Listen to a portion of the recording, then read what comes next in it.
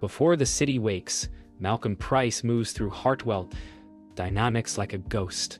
The hum of fluorescent lights buzzes above him, soft jazz spilling from his old radio as he pushes the mop across the marble floors. He greets every early arrival with warmth, but most barely look up from their phones. To them, he's part of the building, furniture with a heartbeat. Yet behind that calm smile, Malcolm holds a secret no one in this glass kingdom could imagine. His mind drifts between each polished reflection, remembering the software he wrote years ago, the one this very company built its empire upon. The irony doesn't sting anymore.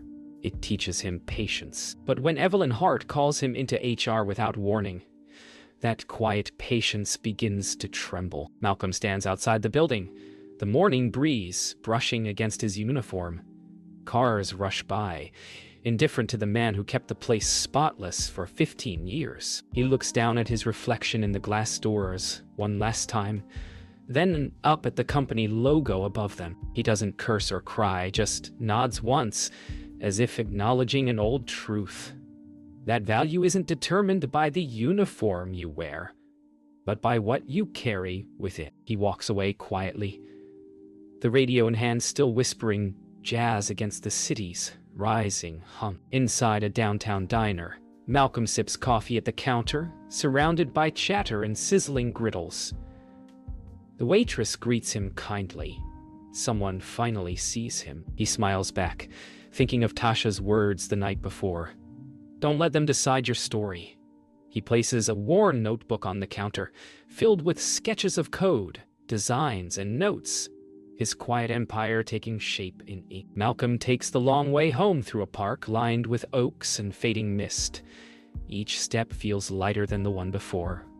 He watches children run past in school uniforms, their laughter cutting through the weight of memory. Somewhere deep inside, a door opens. One he's been waiting years to walk through. That evening, Tasha meets him at the kitchen table. She listens, not with pity, but with power in her eyes. You done working for them, she says softly. Now it's time they work for you. Malcolm nods, unfolding a single legal envelope from his jacket.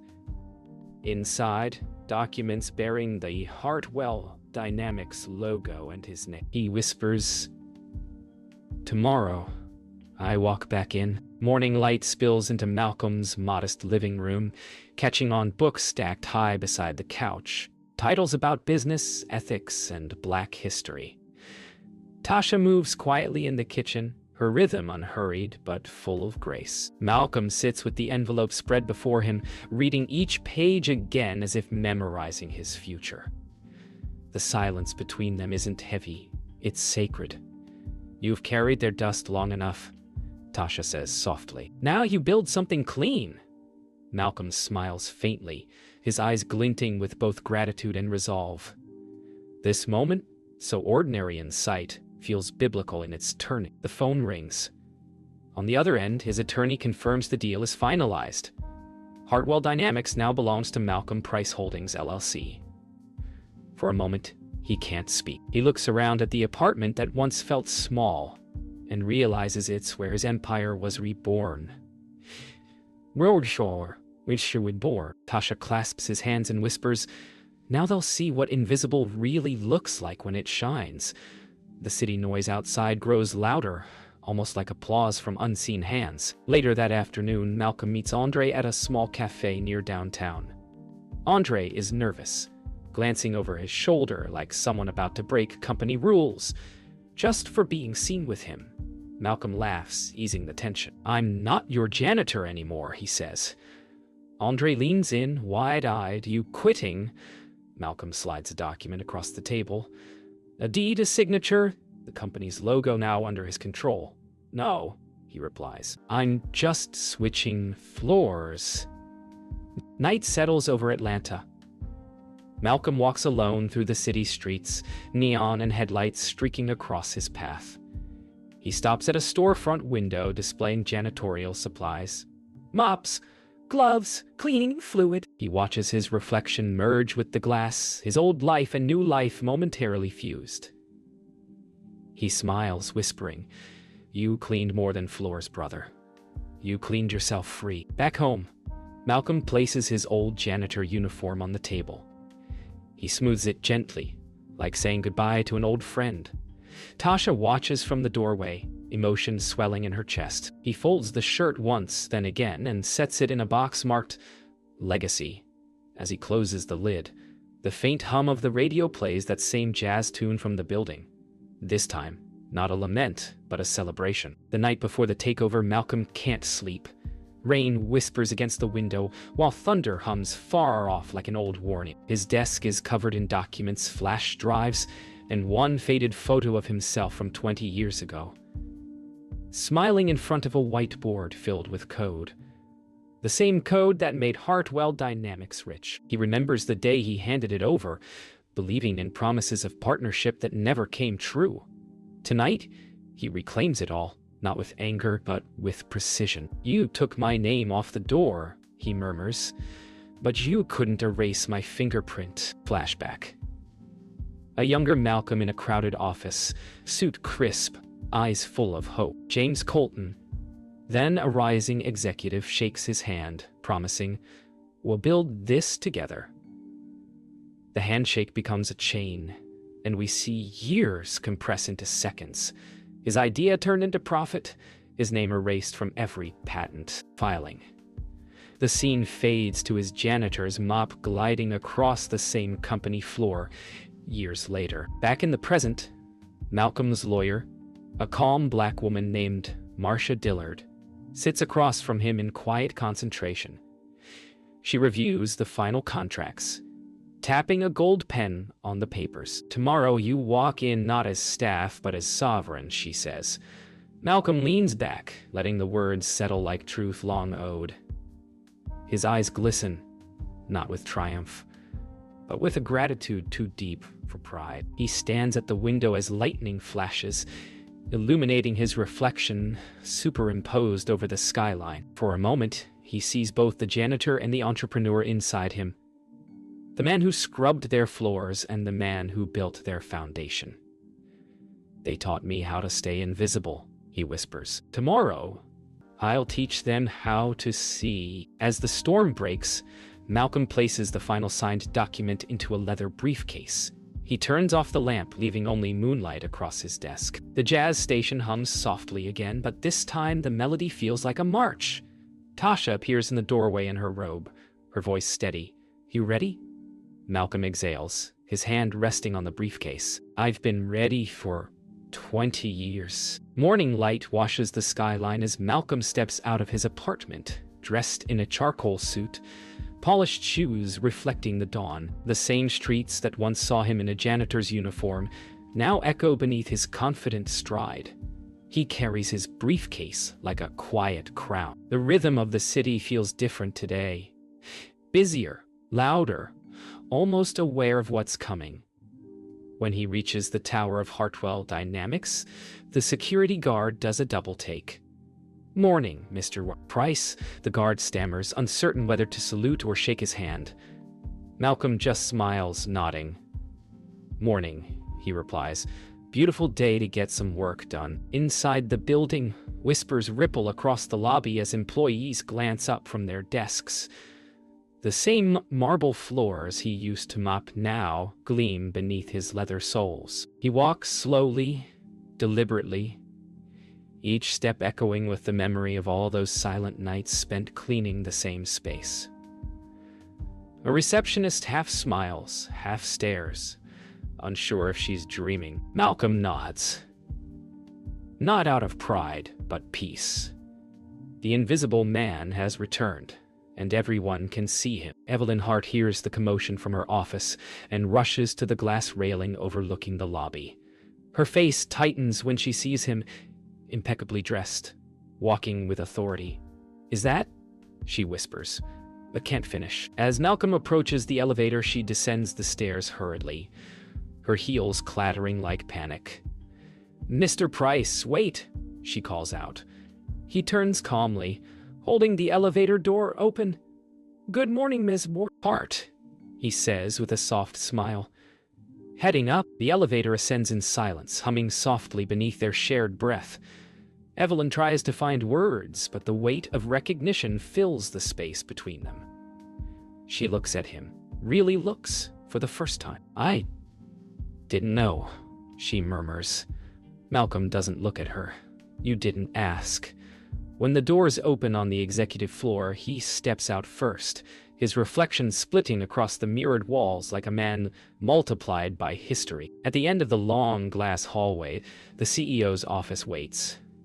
James Colton looks up from his desk as Malcolm enters, his expression first confused, then pale. "Can I help you?" he stammers. Malcolm sets the briefcase on the table, opens it, and slides the ownership documents forward. "You already have," he replies. Silence hangs heavy before he continues. "You built this company with my work. I'm just here to take back what was mine." Colton leans back, speechless. Outside the window, sunlight floods the skyline like justice breaking through clouds. The office air grows still. Malcolm stands at the center of the room while James Colton leans back in disbelief, his face a mask of arrogance cracking. "You can't just walk in here and claim ownership," Colton barks, his voice rising. Malcolm's tone remains calm, measured like a sermon. "I didn't claim it," he says. "I bought it, the way you bought my silence." The weight of those words fills the space.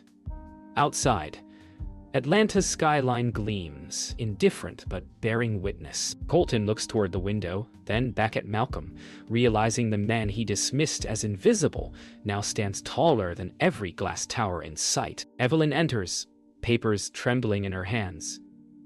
"James, it's true," she says quietly. "The transfer went through last night. The board has been notified." Colton's breath catches. The arrogance drains from his posture. Malcolm turns to her, his eyes steady but not cruel. "Ems, Hart, you once told me I was replaceable. But the truth is, people aren't replaceable. Only positions are." The silence that follows feels cleansing, like the air after a storm. Malcolm walks toward the floor-to-ceiling windows, looking out over the city he once viewed from a janitor's mop bucket. His reflection glimmers over the skyline. "You taught me something," he says, turning to Colton. "You taught me how power hides behind paperwork, how justice hides behind silence. But I learned to listen to silence. It tells the truth better than words." He turns back to the view, his voice quiet but final. "Now, this building will serve people, not exploit them." Colton tries one last attempt at control, forcing a smile. "You think one man can change an empire?" he scoffs. Malcolm closes the briefcase with deliberate calm. "One man already did," he replies. "You built an empire on my name. Now I'll rebuild it on everyone's." He turns toward the door, pausing just long enough to meet Colton's gaze. "I forgive you," he adds softly. "But you'll remember me every time the floors shine." Malcolm steps out of the executive suite into the hallway, greeted by stunned employees. Some avert their eyes. Others smile faintly, realizing what's happened. He nods once, his quiet confidence filling the corridor. In that moment, Andre emerges from the elevator, confusion giving way to awe. Malcolm gestures to him. "Come on, Andre," he says. "We've got work to do." The elevator dings softly behind them. A new chapter opening. The next morning, the company hums with tension and curiosity. Hartwell Dynamics is changing, literally and spiritually. Malcolm stands in the same boardroom where decisions once excluded him. Now, a diverse mix of employees sits before him. Janitors, interns, coders, secretaries, all invited to the table for the first time. This place was built on talent that was never seen. He begins, voice steady. "From now on, no one works in the shadows." The words land softly, but powerfully, rippling through the room like light breaking through clouds. Later, Malcolm finds Andre in the tech lab, shoulders tense over his monitor. "You ever think you don't belong here?" Andre asks quietly. Malcolm smiles, leaning against the desk. Every day. But then I remember, belonging isn't given. It's claimed. He places a company badge in Andre's hand, embossed with the title Director of Innovation. Andre stares, speechless. You mean? Malcolm nods. You earned it long before I owned this place. Evelyn stands alone in her office, the same one she once used to fire Malcolm. Her hands tremble as she looks at the framed HR policies on her wall, rules she enforced without compassion. The door opens softly. Malcolm steps in. "Maze. Heart," he says. "Everyone deserves a second chance. Even you." He sets a new policy manual on her desk labeled Equity and Human Dignity Charter. For the first time, she looks at him with genuine respect. In the lobby, the janitorial team gathers nervously, uncertain what the new ownership means. Malcolm joins them, still wearing his suit but holding a mop in one hand. "This tool," he says, lifting it lightly, "built more of this company than any executive ever did." Laughter breaks the tension. He continues, "If I ever forget where I came from, I want one of you to hand me this mop." They nod, some smiling, some wiping tears. By evening, the city glows beyond the windows as Malcolm and Tasha walk through the top floor together. "You did it," she whispers, her hand brushing his. "No," he says softly, gazing over the lights. "No, we did it." He looks down at the workers cleaning the lower floors, their reflections shimmering in the glass. "Every shine has a story," he adds. Tasha smiles, resting her head on his shoulder. "And yours just began." Morning light spills into Hartwell Dynamics, now alive with energy and quiet purpose. Malcolm walks the hallways, not as a shadow but as a presence everyone respects. He pauses occasionally, nodding to staff, checking in with a smile. The floors gleam, not just because they are polished, but because the people who walk them feel seen. For the first time, the building reflects dignity, not hierarchy. Malcolm feels it in his chest, the weight of silence replaced by the weight of justice lived. Andre approaches with a new proposal, eyes bright with ideas he had once hesitated to share. Malcolm listens, leaning slightly on the railing above the lobby. "This company belongs to everyone who dares to dream," he says. Andre smiles, realizing his mentor's vision isn't just about ownership, it's about empowerment. Malcolm gestures toward the floors below, polished and pristine. "A shining floor starts with the hands that care for it," he adds. The lesson resonates far beyond janitorial work, touching every corner of the organization. In the boardroom, employees gather for a monthly briefing. Malcolm opens with gratitude, recognizing janitors, interns, and veteran staff alike. "You've all built this company, even when the world didn't see you," he says. Applause fills the room, reverent and heartfelt. Every face reflects pride and hope. For Malcolm, it is the culmination of years of invisibility, now transformed into visible justice. Later, Malcolm descends the hallways he once cleaned, observing staff moving efficiently yet respectfully, aware of the dignity they now share. He stops for a moment, picks up a small piece of trash from the floor, and drops it into a nearby bin.